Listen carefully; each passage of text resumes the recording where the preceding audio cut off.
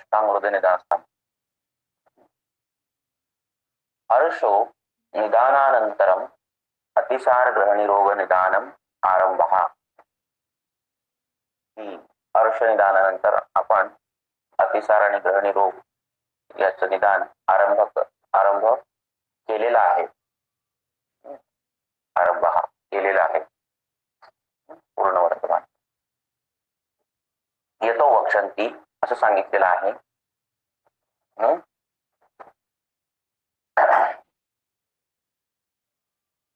हर्ष अतिसार ग्रहणी विकाराः प्रायेण च अन्यन्य निदानभूताः. ही हर्ष अतिसार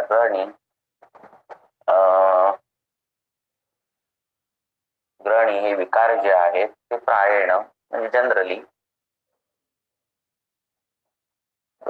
थांबूया, लोक जॉईन होत आहेत, मला लक्ष इकडे जावं लागतं. जनरली ते अन्योन्य भूतः एकमेकांचे पूरक असे ती निदान आहेत असं ते सांगतात.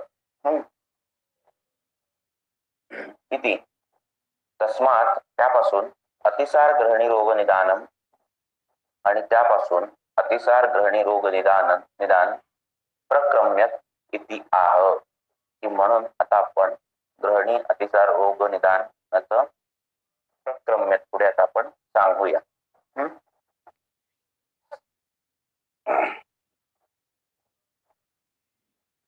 अथा तो अतिसार ग्रहणी दोष निदानम व्याख्यास्यामः इति स्माहु अत्रयोदयो महर्षयः. आता आम्ही अतिसार ग्रहणी दोष रोग याचं निदान सांगत आहोत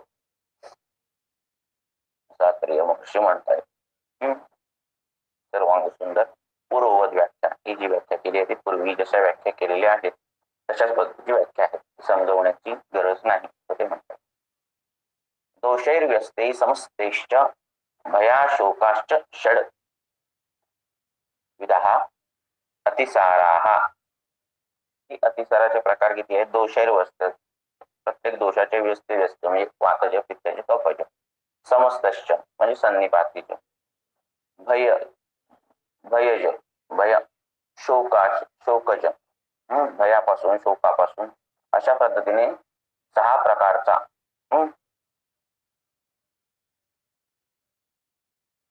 षड्विधः अतिसार, 6 प्रकारचा अतिसार होतो. टीका. दोषैर्व्यस्तैः पृथक् वातपित्त कफैः समस्तैः म्हणजे सन्निपातेने तथा भयाच शोकाच इति षड्विधो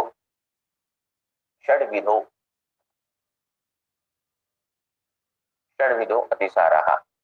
ही पृथक दोषापासून, वातपित्त कफापासून, सन्निपातापासून, भयापासून आणि शोकापासून असं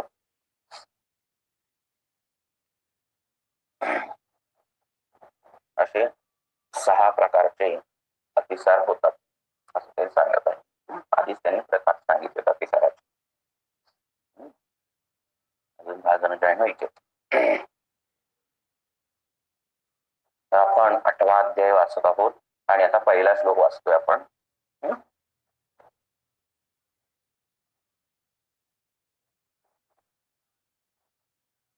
सह सुतराम जायते अति अंबुपानतः. स म्हणजे अतिसार, तो विसर्ग जो असतो सहचा, तो वाक्यात येताना विसर्गाचा लोप होतोय आणि तो स होतो. सुतराम म्हणजे मोठ्या प्रमाणात, जायते म्हणजे सेवन केले असता, अति अंबुपानतः अति अंबुपानापासून, अति अंबुपानापासून, पानतः म्हणजे पानापासून, पानात म्हणजे पण पानापासून, पंचमी विभक्ती लागते आणि ही विभक्ती नाही पानतः. देवालयतः आगच्छामि, देवालयातून मी येतो. विद्यालयतः आगच्छामि, विद्यालयातून येतो. तर अति अंबुपानापासून मोठ्या प्रमाणात अति अंबुपान, सुतराम. अति अंबुपान याचं विशेषण काय? सुतराम, मोठ्या प्रमाणात अति अंबुपान केलं असता. पुढे कृश, शुष्क, आमिष, असात्म्य, तिल, पिष्ट, विरूढकैः. कारण सांगत आहेत अतिसाराची की कृश आणि शुष्क असं आमिष, आमिष म्हणजे मांस खाणे. कोरडं आणि कृश म्हणजे बारीक प्राण्याचं, जी बारीक प्राणी आहेत एकदमच कृश झालेली आहेत असं. तर त्याचं मांस खाल्ल्याने काल एकाने विचारलेला प्रश्न त्याचं उत्तर आहे. तर मांसाहाराचं चुकीच्या पद्धतीने सेवन करणं, त्याच्यामध्ये कृश प्राण्याचं मांस खाणं आणि शुष्क मांस खाणं, अतिशय कोरडं असं मांस खाणं. असात्म्य, असात्म्य असा आहार घेणं. तिलपिष्ट, तिळाचे हे आहे, तिळाचे पदार्थ आहेत त्यानुसार. पिष्ट म्हणजे पिष्टमय पदार्थ, जे पिष्टयुक्त होतात, ज्याच्या पिठापासून जे डायरेक्ट बनतात ते पिष्टयुक्त. विरूढकैही म्हणजे मोड आलेली गोष्टी, मोड आलेली कडधान्य अशा गोष्टी.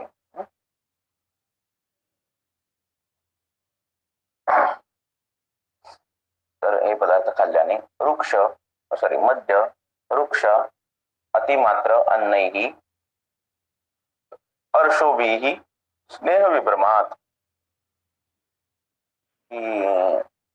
मद्य, वृक्ष, अतिमात्रयुक्त आहार, अतिमात्रा अन्नैहि, हर्षोभिः, हर्षाद्वारे, वेगवेगळ्या हर्षाद्वारे, बहुवचन आहे तृतीया, हर्षोभिः, स्नेह विभ्रमात, स्नेहपानाचा विभ्रम झाल्यावर, म्हणजे ते चुकीच्या पद्धतीने झाल्यामुळे. आपण 8व्या अध्यायाला आलो नवीन लोकांना आणि दुसरा श्लोका वाचलो, तिसरा श्लोका वाचतोय आपण. कृमीभ्यो, कृमींद्वारे, पंचमी बहुवचन, कृमींपासून, वेगरोधातून, तद्विधैहि, तद म्हणजे त्याप्रमाणे, तद्विधैहि त्याप्रमाणे, वेगवेगळी कारणं अशी घडली अशा पद्धतीची. तर काय होतो? कुपितो अनलहा, कुपितो अनिलहा, की अनिल वाहतो आहे तो कुपित होतो. विसंश्रयत, विसंश्रयत म्हणजे काय की तो खाली नेतो. विसंश्रण म्हणजे खाली नेणे. अपधातू म्हणजे जो धातू जलमहाभूत प्रधान आहे असा जलीय अंश तो काय करतो? खाली नेतो. अपधातू. हत्वा तेन एव च अनलम, तो हत्वा म्हणजे मारतो. कत्वतु प्रत्यय तुम्हाला मी सांगितला त्याप्रमाणे हा 2 वाक्यांना जॉईन करणारा शब्द होतो है ना. हत्वा तेन एव च अनलम, की तो काय करतो? अनिलाचा हे सगळं करून म्हणजे द्रव धातूला अधोभागी नेऊन तो काय करतो? अनल जो आहे म्हणजे जो अग्नी आहे, अनल म्हणजे अग्नीचा नाश करतो. व्यापद अनुशकृत कोष्ठम पुरुषम द्रवतानयम, तो काय करतो? व्यापद अनुशकृत म्हणजे मलाच्या बरोबर, अनुशकृत. अनुवदन म्हणजे माझ्या मागोमागो म्हणणे. अहम वदामी भवन्तः अनुवदतु म्हणजे तुम्ही माझ्या मागून म्हणा अशा पद्धतीचं. तर अनुशकृत म्हणजे मळाच्या मागून मळासोबत अशा पद्धतीने तो काय करतो? व्यापद्य पुरुषम द्रवताने म्हणजे पुरुषाला तो द्रवता देतो. आणि काय करतो? व्यापद्यचा अर्थ इथं शून्यता आहे. व्यापद्यचा अर्थ पूर्ण कोष्ठामध्ये अशा पद्धतीने असाही होतो. प्रकल्पते अतिसाराय आणि अशा पद्धतीने अतिसार होतो.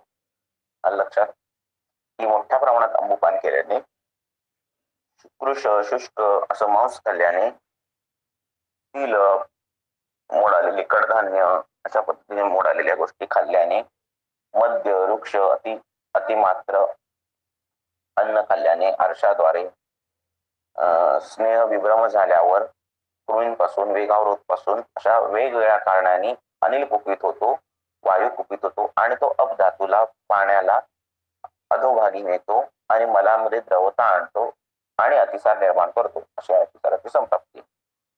सच सुतराम टीका वाचतोय मी. 3 नंबरचा श्लोक वाचून झालेला आहे. टीका वाचतोय. स च सुतराम अति अंबुपानात जायते, की हा स च म्हणजे हा जो आहे अतिसार जो आहे, सुतराम मोठ्या प्रमाणात, अति अंबुपानात अति अंबुपान सुतराम अति अंबुपानात जायते, सतत अति अंबुपान केल्याने तो हा होतो. कृश शुष्कम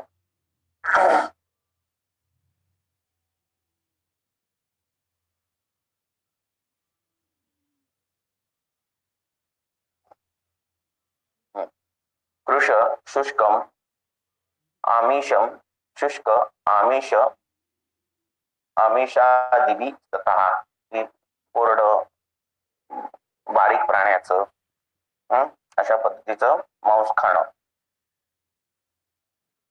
तद्विधैही म्हणजे वात प्रकोप हेतुभिर उक्तैहिर अपि, की वात प्रकोपाचे जे हेतू पूर्वी सांगितलेले आहेत ते सगळे हेतू जर घडले तरीही त्याद्वारेही अनिलाहा कुपितो अवधातू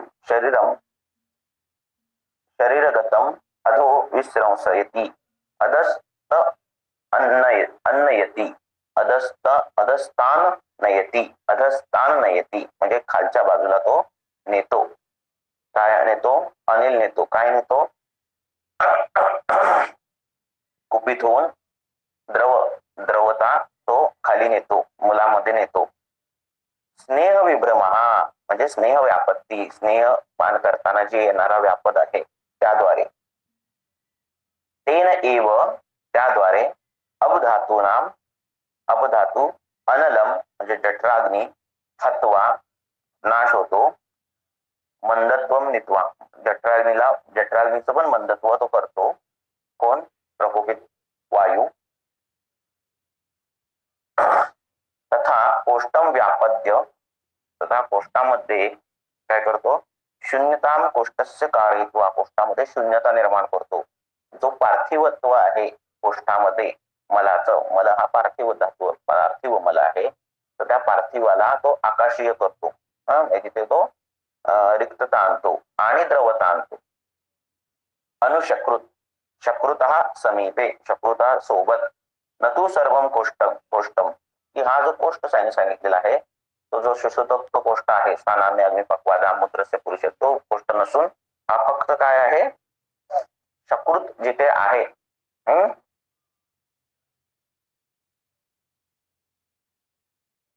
शकृत जिथे आहे तो कोष्ठ आपण इथे घ्यायचा आहे, ना की सर्व पूर्ण कोष्ठ जो घ्यायचा आहे तो नाही घ्यायचा आहे. न तू सर्वम कोष्टम.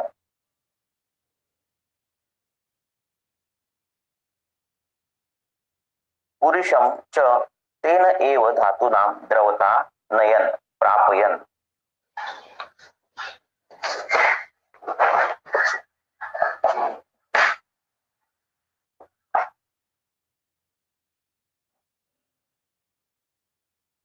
पुरुषम च तेन एव धातूनां द्रवता नयन प्राप्ययन, की पुरुषांना त्याद्वारे पुरुष म्हणजे धातूला द्रवता नयन त्याच्यामध्ये तो जलमहाभूत सोडतो. अशा पद्धतीने पुरुषाला तो पातळ करतो.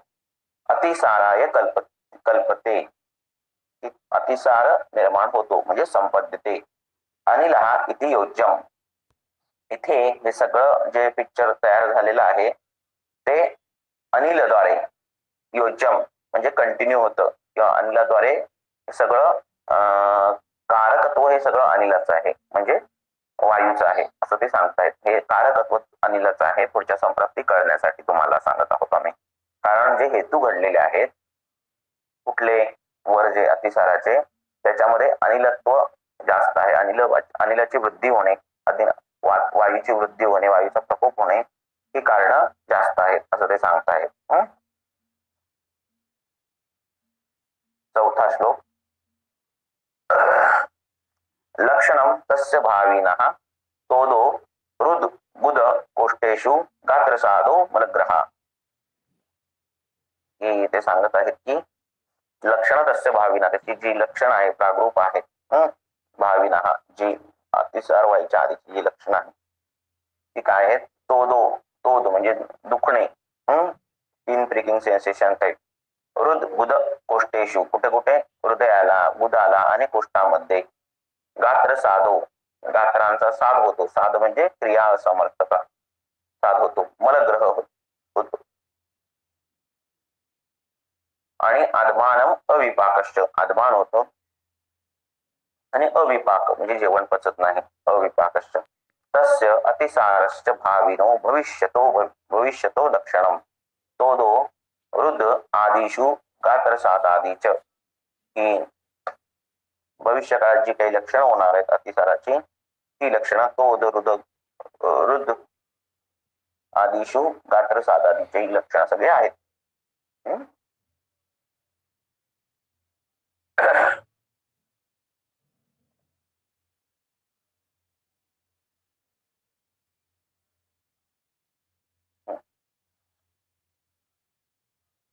आपण 5व्या श्लोकाला आलेलो आहोत. 5वा श्लोक, नवीन जॉईन झाले त्यांनी 5वा श्लोक काढा.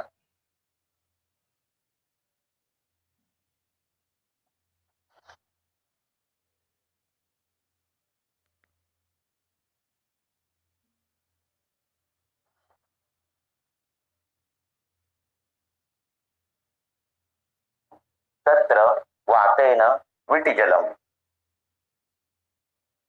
ही वातज अतिसारात आपण सांगतोय. तत्र वातेन, वाताद्वारे, तृतीय एकवचन,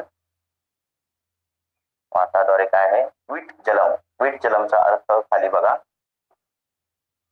विट जलम असं त्यांनी सांगितलं. विट जलम क्लिन्न उदकप्रायम, ही चिकट, उदकप्रायम ज्याच्यामध्ये उदक आहे असा चिकट पाणी आहे असं इंदू टीकेमध्ये लिहिलेलं आहे.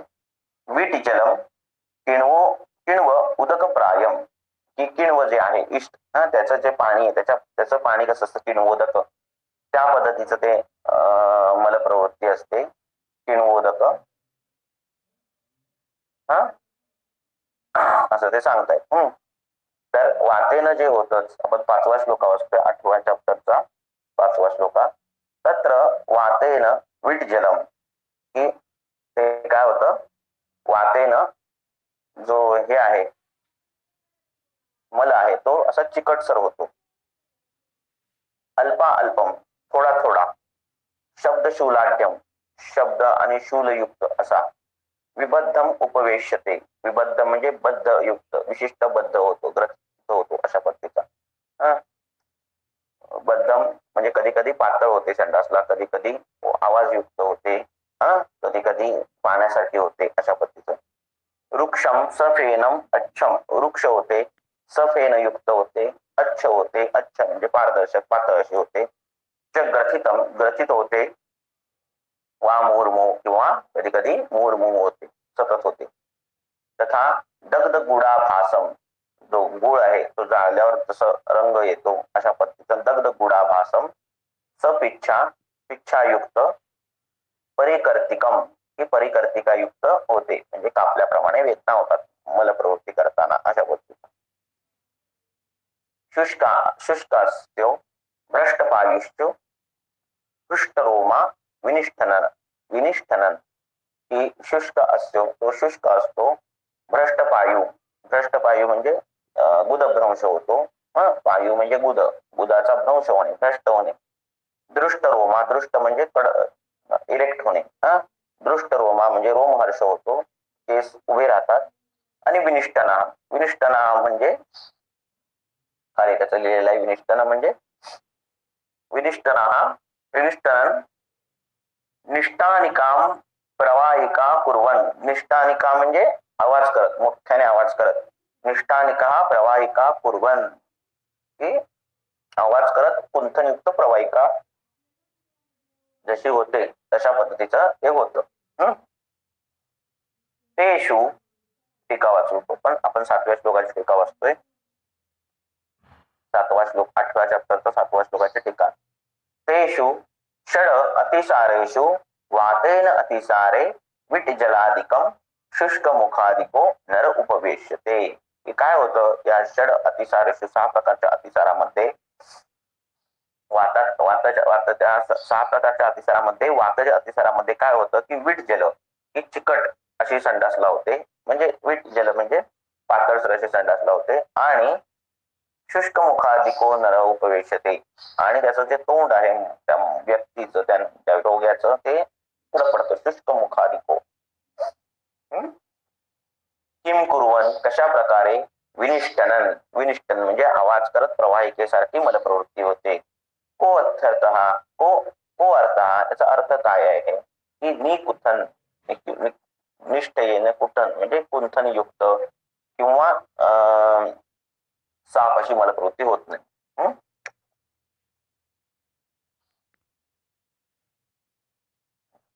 आता पित्ताच्या अतिसार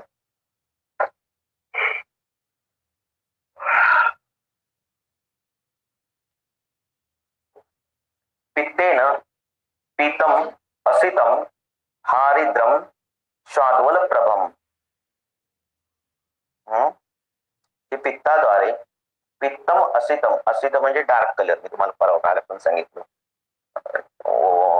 अनुवादामध्ये काळा लिहिलेले काळा नाही डार्क. रक्तम असितम पित्तम असितम हरिद्रम असितम असितम म्हणजे डार्क. तर डार्क पिवळा कलर अशा पद्धतीचं हरिद्रम हरिद्रम शाद्वल प्रभम. शाद्वल प्रभम म्हणजे शाद्वल म्हणजे हिरवा कलर. शाद्वल स्थल म्हणतो आपण. शाद्वल स्थल म्हणजे जिथे असं लॉन केलाय हिरवा लॉन केलाय त्याला म्हणतात शाद्वल स्थल. हिरवं ठिकाण हिरवागार असा जो एरिया आहे त्याला म्हणतात शाद्वल म्हणजे हिरवा. सरक्तम अति दुर्गंधम ही रक्तयुक्त आणि अति दुर्गंध असं. तृण मूर्छा स्वेद दाहवान. तृण तृष्णा मूर्छा स्वेद दाह असा युक्त तो पुरुष असतो होतो. सशूलम पायू संताप पाकवान आणि त्याला खूप वेदना होतात आणि पायू संताप गुदाला जळजळ होते मला प्रवृत्ती करताना आणि ते पाक होतो गुद पाक होतो. ती जागा पिकते तिथे फोड येणं पिकणं अशा पद्धतीच्या संप्राप्त तिथे घडतात. पित्तेनं तृट आदी आदिम आदि सॉरी तृट आदिमान नरहा. हे पित्ताने तृष्णा आदी जे होऊन असा तो व्यक्ती तो नरहा पित्ताधिकम उपवेशते. पित्ताधिक त्याची मलप्रवृत्ती होते.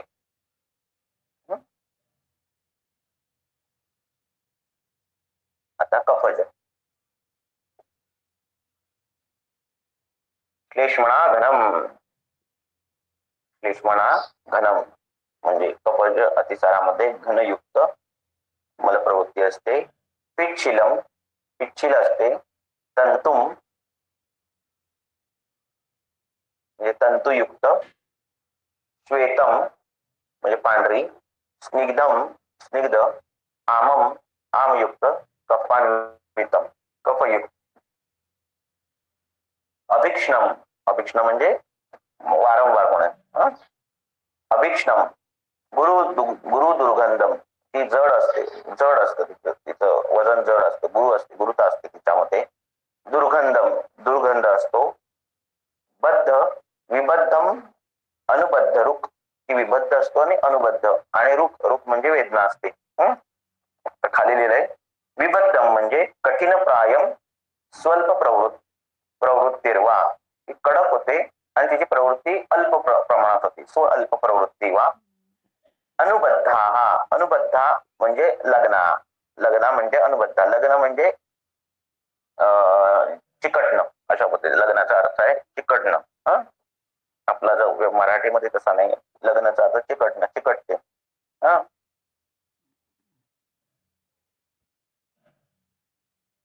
कशाचा असला पण बद्धम अनुबद्ध रुख आणि वेदनायुक्त अल्पवेदना त्याच्यात असतात. निद्रालू तो व्यक्ती कसा असतो झोपाळू असतो. अलसो तो आळशी असतो. अन्नविद अन्न अन्नविद अन्नविद म्हणजे जेवणावर इच्छा नसते. हा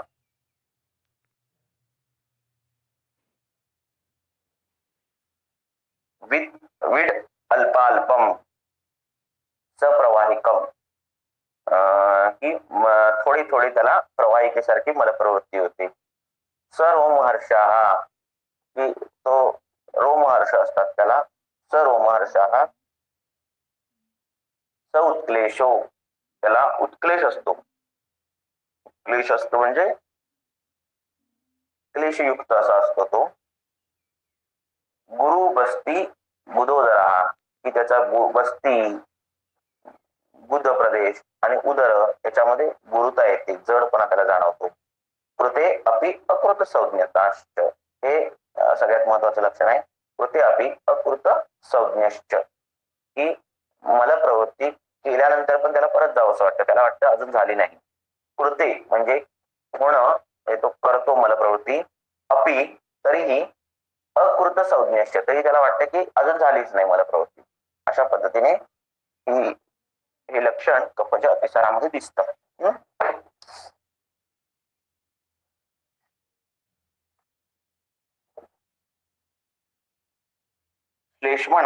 श्लेष्मणाद्वारे घनादी गुणम नरम उपवेश्यते.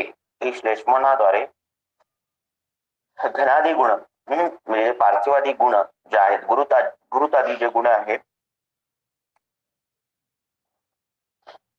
ते गुण त्या व्यक्तीला त्या व्यक्तीमध्ये दिसतात. उपवेश्यते म्हणजे राहतात असं.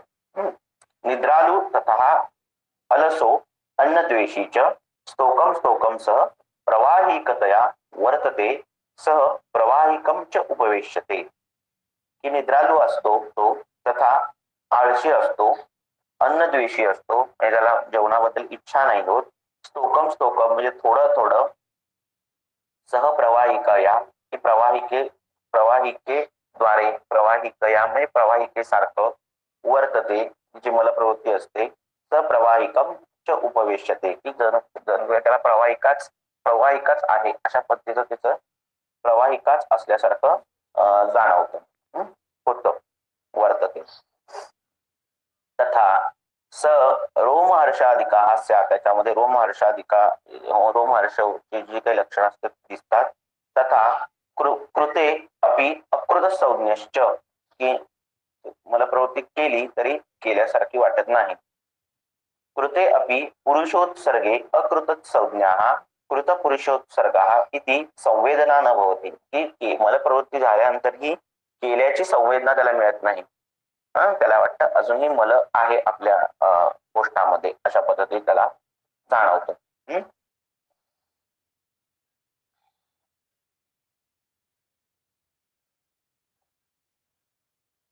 सर्व आत्मा सर्व लक्षणा ही संनिपातामध्ये सर्व आत्मा म्हणजे संनिपातात काय सर्व दोषलिंग सर्व लक्षण दिसतात.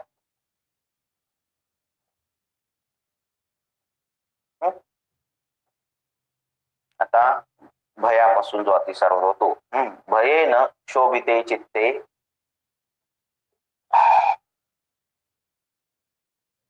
भयेन म्हणजे भयापासून शोभिते म्हणजे चित्ते शोभिते म्हणजे डिस्टर्ब होतं. काय चित्त डिस्टर्ब होतं. सपित्तो द्रावयेत शकृत पित्ताद्वारे शकृत काय होतो द्रावयेत पातळ होतो. वायू ततो अतिसार्यते आणि असा हा वायू अतिसार निर्माण करतो. क्षिप्रम उष्णम द्रव प्लवम क्षिप्र म्हणजे लवकर, द्रवयुक्त उष्ण आणि द्रव आणि प्लवन म्हणजे तरंगणार प्लवन अशी मलप्रवृत्ती तो क्षिप्रम अतिसार्यते म्हणजे मलप्रवृत्ती तो पटकन निर्माण करतो पित्ताची मदत घेऊन. वात पित्त समम लिंगैर आहू वात पित्ताच्या अतिसारासारखी म्हणजे त्या दोघांची लक्षणं घेऊन लिंग युक्त हा भयज अतिसार होतो. भयेन चित्ते क्षोभिते सती पित्त सहित वायू, की भयाद्वारे चित्त क्षोभित होतो आणि पित्तासहित वायू शकृत द्रावयेत, शकृताचं द्रावण करतो, शकृताला पातळ करतो. तर तो अनंतरम अतिसार्येत, त्याच्यानंतर तो अतिसार निर्माण करतो, अतिसारण करतो त्याचं. क्षिप्रादी गुणयुक्तम लिंगैर्वात पित्त तुल्यम, की क्षिप्रादी गुणयुक्त पटकन उष्ण द्रव प्लवन असे जे गुणयुक्त आहे असा तो वात पित्त तुल्यम, पित्ताशी समान लक्षण दाखवतो. तद्वत च शोकतः, की शोकापासून जो झालेला अतिसार आहे त्याची लक्षणं अशीच भयापासून आहेत, तद्वत त्याच्यासारखीच आहेत. तद्वत भयेन तुल्यलिंगम शोकाद अतिसार्यते, की भयापासून जो अतिसार होतो त्याची लक्षण शोकज अतिसारासारखीच समान आहे. अतिसाराः समासेन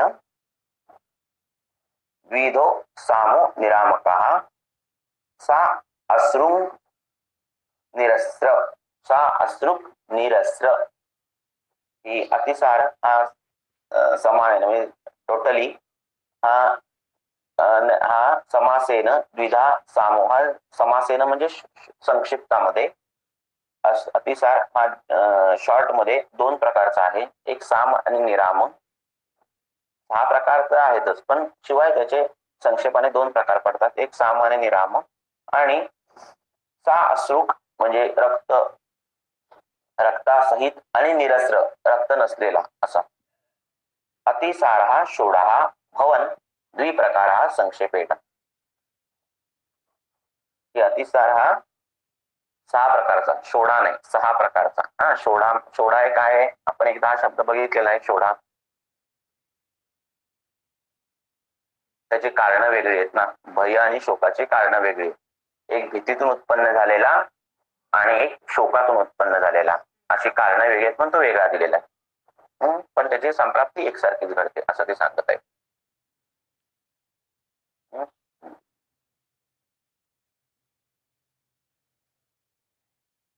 भीती वेगळी आणि शोक वेगळं आहे ना.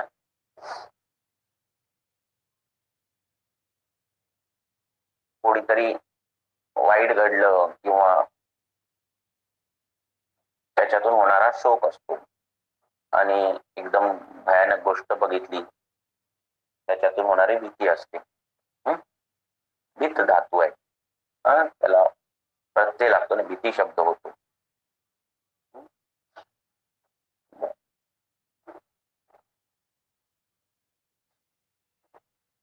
अतिसारः षोडा भवन द्विप्रकारः संक्षेपेण, संक्षेपेण तो 6 प्रकारचा आहे. षोडा शब्द तुम्हाला कळाला ना, एकदा आपण घेतलेला आहे.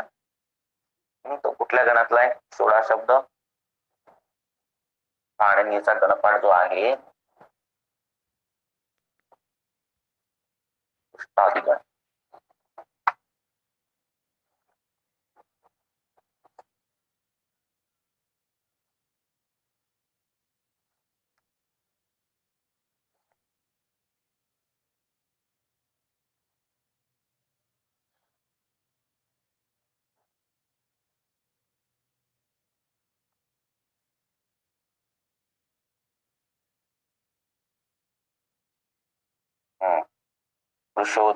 वृषोदरादिगण.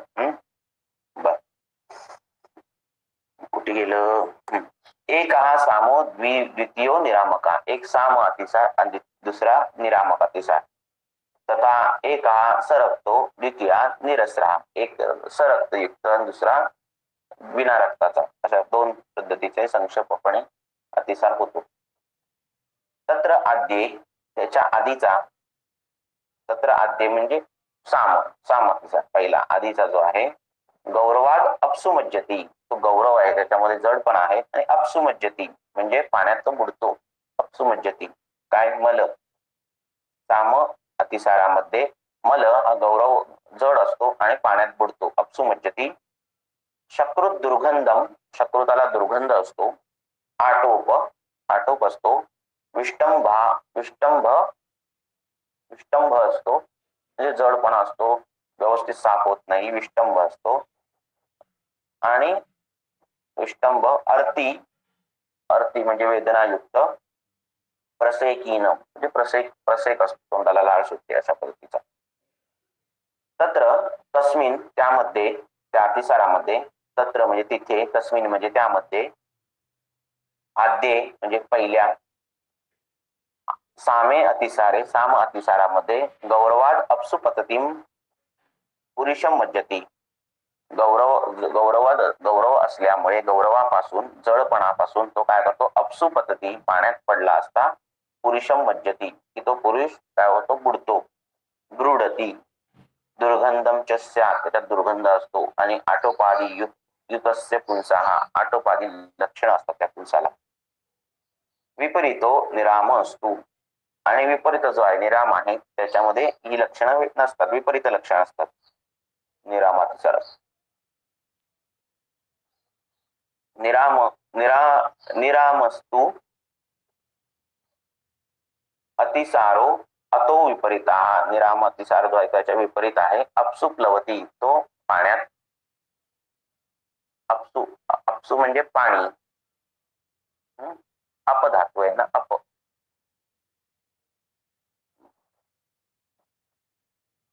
सप्तमी येते ना, अपसु पाण्यावर.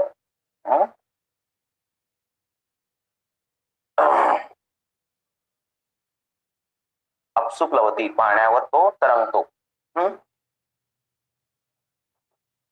अपशब्द आहे, अप. अपसु प्लवती पाण्यावर तो तरंगतो. आटोपादी रहितस्य पुंसाहा ही आटोपादी लक्षण तो निर्माण करतो.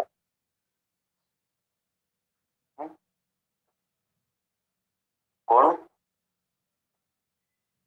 सॉरी काय वाचलं मी, अपसु प्लवती पाण्यावर तो तरंगतो आणि आटोपादी रहितस्य पुंसाहा आटोपादी लक्षणं त्याच्यात नसतात, जी आमातिसारामध्ये असतात ती. आता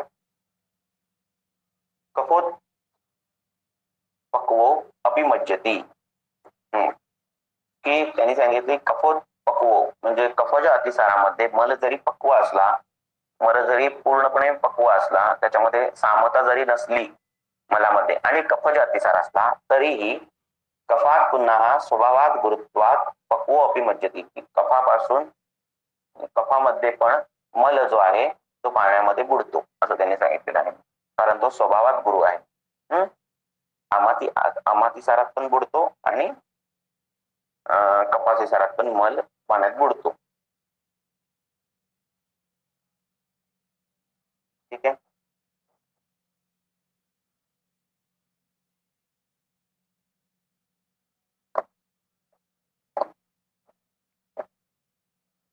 आता ग्रहणी रोगम लक्ष येते. ग्रहणी रोग पण वाचून टाकूयात आपण त्या म्हणतात. अतिसारेषु अतिसारांमध्ये, अतिसारांचे जे सगळे प्रकार आहेत त्यामध्ये बहुवचन आहे. यो जो, यो म्हणजे जो, न अतियत्नवान जो जास्त प्रयत्न करत नाही बरा करायला.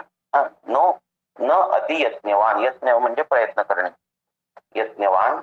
ग्रहणी गदा, ग्रहणी गद, ग्रहणी झाला आहे त्याला ग्रहणी गद होतो. तस्य तस्य ग्रहणी गदा, त्याला ग्रहणी गद होतो. जो अतिसारामध्ये जो बरं होण्यासाठी पटकन प्रयत्न करत नाही, खूप प्रयत्न करत नाही, न अतियत्नवान, त्याला ग्रहणी रोग होतो. स्याद त्यापासून अग्निविध्वंसक, अग्निविध्वंस करैहि, अग्निविध्वंसकैरैहि, अग्निविध्वंसकैरैहि म्हणजे अग्नि विध्वंस करणारे पदार्थ, अन्यस्य सेवितैहि ही वेगळ्या प्रकारे, वेगळे, अन्यस्य याचा खाली टीका वेगळी आहे, अन अतिसारेण अन्यस्य सेवितैहि की याचा अर्थ असा होतो की अतिसारामध्ये जो तुम्ही याचं मराठी भाषांतर वाचलं, अतिसार याचा अर्थ कसा दिलाय बघा, वेगळा दिलेला आहे, चुकीचाच दिलेला आहे. त्यांनी काय दिलेलं आहे या श्लोकाचा अर्थ, ठीक आहे, अनुवादामध्ये मराठी पुस्तक ज्यांच्याकडे असेल त्यांनी तो अर्थ बघा, त्याच्यात त्यांनी दिलेला असेल की अतिसारामध्ये जो बरं होण्यासाठी प्रयत्न करत नाही आणि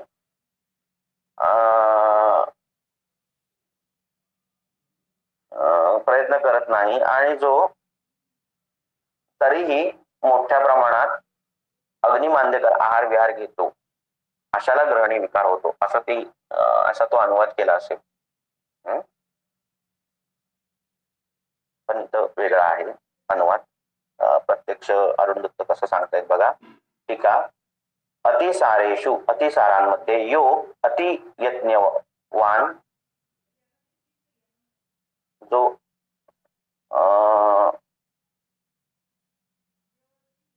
अतिसारामध्ये जो यो अतियज्ञवान जो खूप प्रयत्न न भवन्ति जो करत नाही, तस्य ग्रहणी गदो भवेद इति ग्रहण्या निदानम, की त्याला ग्रहणी नावाचा आजार होतो असं ग्रहणीचं निदान आहे.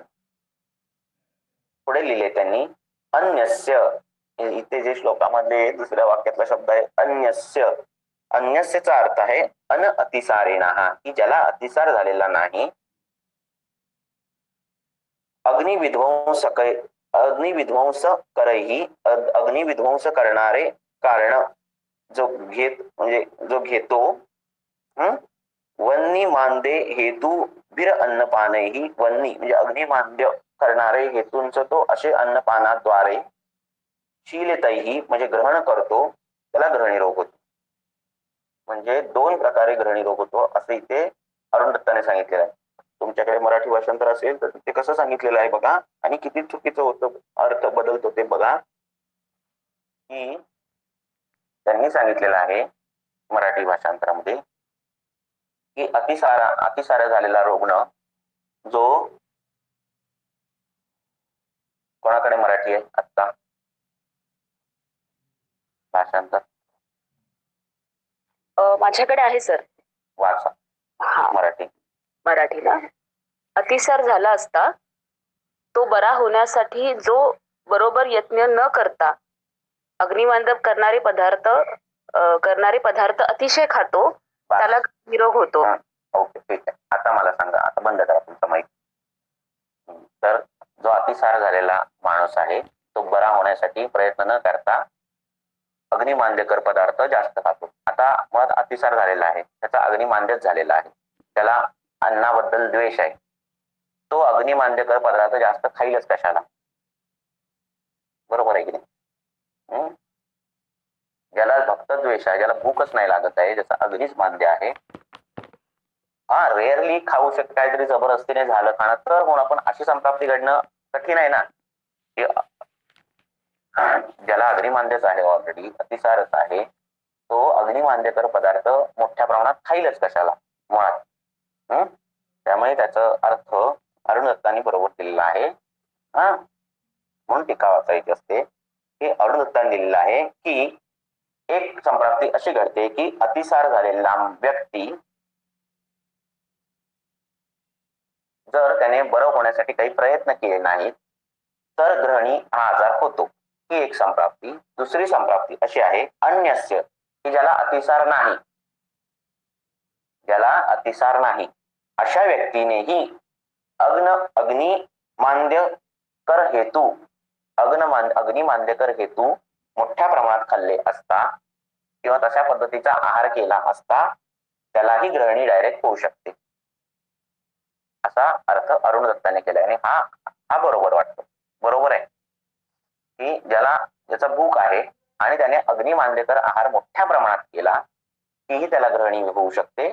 आणि दुसरा अतिसारी आहे की ज्याने चिकित्सा योग्य घेतली नाही, पटकन चिकित्सेसाठी प्रयत्न केली नाही, की त्यालाही ग्रहणी हा व्याधी होतो, असं अरुण दत्त म्हणतो. इथे अन्यस्य जो अर्थ आहे तिथे अतिसारणी म्हणजे अतिसार झालेला नाही असं सरळ सरळ अर्थ दिलेला आहे.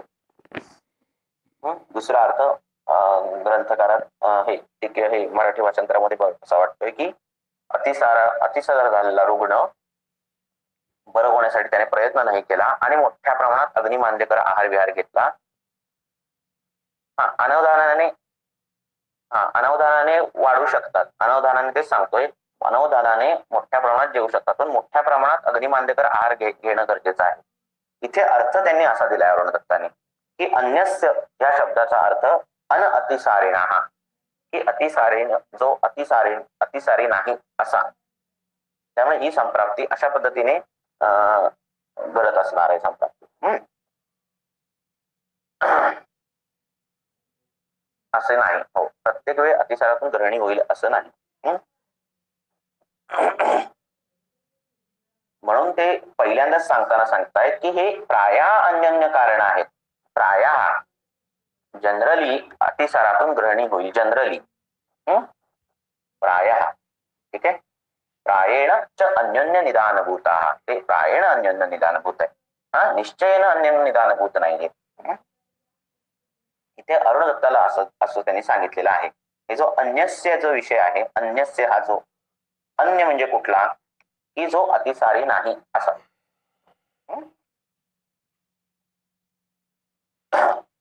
परत एकदा ते जो असतो अन्यस्य म्हणजे अन अतिसारिणः जो आहे त्याने अग्निविध्वंसक जी कारण आहेत, अग्निमांद्य अग्निमांद्य हेतूचे जे आहेत त्याद्वारे अन्नपानही, अन्नपान करणं म्हणजे शीलिते म्हणजे ग्रहण करणे, त्याला काय होतो, ग्रहणी रोग स्यात्, त्याला ग्रहणी रोग होऊ शकतो. स्यात् म्हणजे होऊ शकतो, निश्चयाने होईलच असं नाही, स्यात् म्हणजे होऊ शकतो किंवा होईल अशा पद्धतीने. हा विधिलिंग लकार आहे.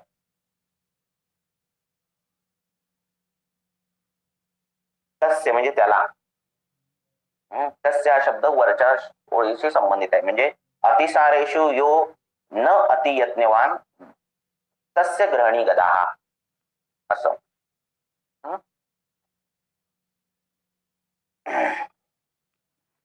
बघा, अजून तुम्हाला कसा अर्थ वाटतो? अरुण दत्ताला वाटतो तसं मी सांगितलं तुम्हाला. तस्य ही षष्ठी एकवचन.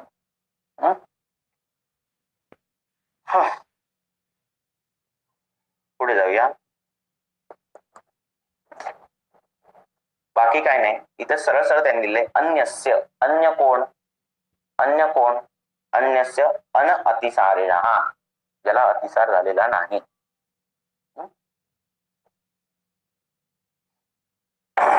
ठीक आहे. अतिसारामध्ये लोक अनावधानाने अशक्तपणा वाढू नये म्हणून जेवू शकतात. ते कारण मी काय देहेने करत नाही, त्याने पण होणार आहे ग्रहणी, लक्षात करा. आणि अग्निमांद्य होणार आहे, ग्रहणी दृष्टी होणार आहे, मान्य. पण इथे अर्थ असा आहे.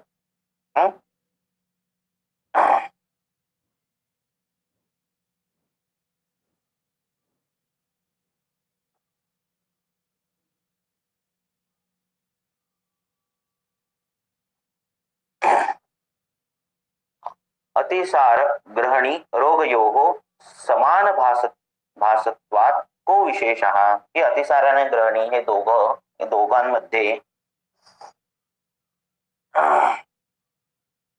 दोघांमध्ये सप्तमी द्विवचन, त्या दोघांमध्ये समान भासत्वात, ते दोघं एकसारखे दिसतात. को विशेषः, त्याच्यामध्ये विशेष काय आहे, इति आह, आता आम्ही सांगतो.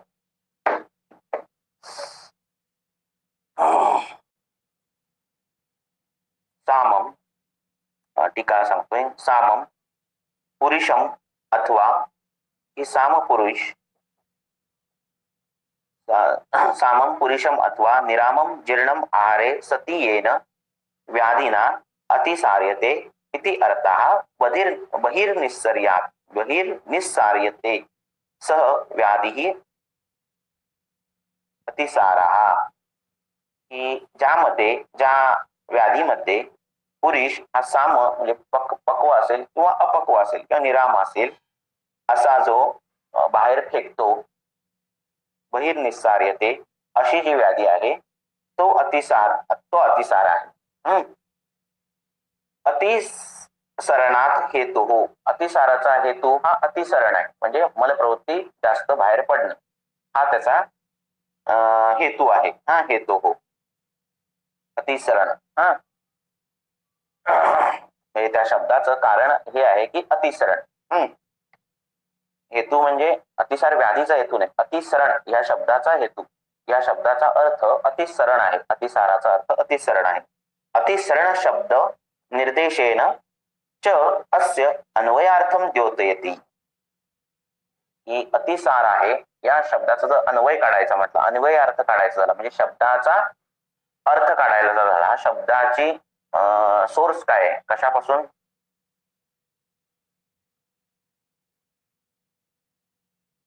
श्लोक नाही घेतला मी, श्लोक नाही घेतला काय, सामम शकृतम निरामम वा जीर्णे येन अतिसार्यते, सामम किंवा निराम शकृत दोन्ही जीर्णम येन अतिसार्यते अशा पद्धतीने जे अतिसारण केलं जातं, सो अतिसारो अतिसरणात, तो अतिसार, सो अतिसारो अतिसरणात, अतिसरणाद्वारे आशुकारी स्वभाव होता, तो आशुकारी आहे, पटकन निर्माण होणारा आहे असं आहे.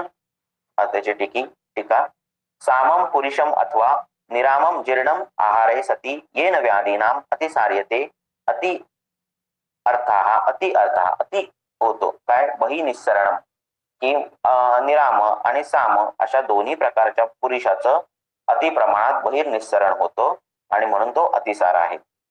आता पुढचं वाचतो, अतिसरण शब्द निर्देशेन च अस्य अन्वयार्थम द्योतयति, की अतिसारः हा शब्द जो आहे त्याचा अन्वय अर्थ जर आपण काढला म्हणजे ह्याची उत्पत्ती काय ह्या शब्दाची, तर त्याची उत्पत्ती ही अतिसार शब्दाने निर्देश होते, म्हणजे अतिसरण या शब्दाने निर्देश होते, जास्त प्रमाणात बाहेर फेकणं, मल अशा पद्धतीने त्याची अर्थ त्याचा निर्देश होतो. तद एवं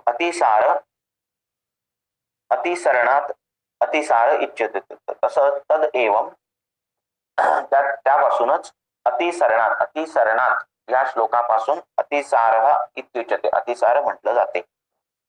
ननु एवं सती यदा ग्रहणी दोषे अपि अतिसरणं कतश्चित् स्यात् तदा तस्य अपि अतिसारत्वं स्याद् इति आशंक्याः, की हे जर तुम्ही सांगितलं अतिसारामध्ये अतिसरण होतं ते तर ग्रहणीत पण होतं, मग कथश्चित कशा प्रकारे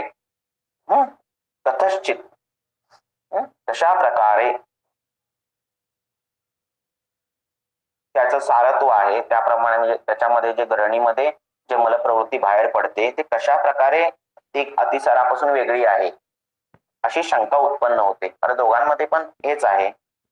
तर आशुकार इत्यादी, आशुकारी या शब्दाने दोघांमध्ये फरक निर्माण होतो. प्रभाव प्रधानो अयम निर्देश, इथे प्रभाव प्रधान आहे, आशुकारी हा प्रभाव अतिसाराचा हा प्रधान आहे. हेतो प्रथम, हेतू जे आहेत ते प्रथम आहेत.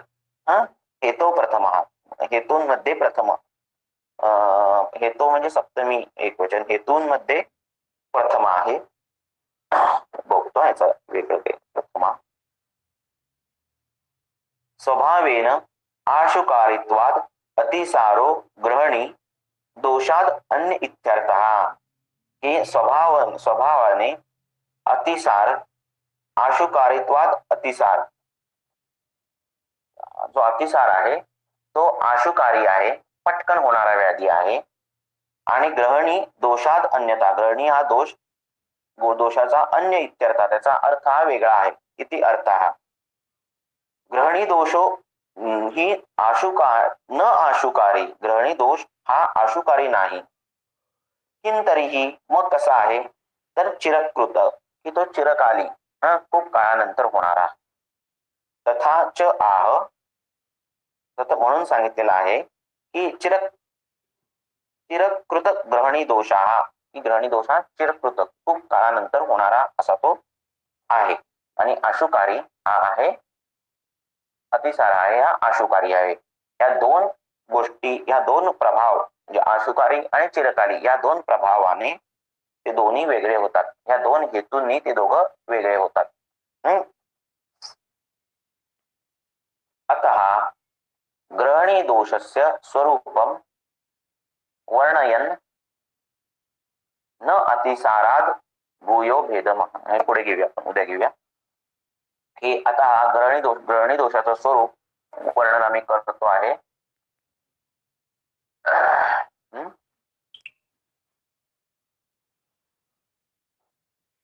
पुढचे घेऊया. उद्या घेऊया. आज कोणाला काय शंका?